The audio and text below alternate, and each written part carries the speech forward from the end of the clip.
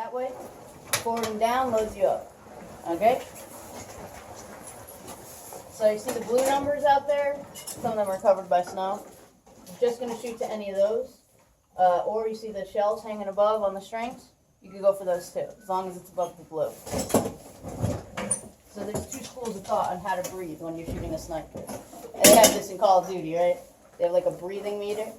You can take a deep breath. When you're exhaling, you're almost fully out of air. That's when you fire. Or if that doesn't work for you, you can hold your breath. So hold your breath for 3 seconds, take the shot, then breathe naturally in between. Alright, when you're ready, pop that up and back. All the way up. There you go, first round. Pointy side that way. Okay. Now forward, down. You're loaded. So you want to put that crosshair right in the center on whatever number you're going to go for. Coño. What number was that? 7. Oh, it looks like you're high or low. Which the high target or the low one?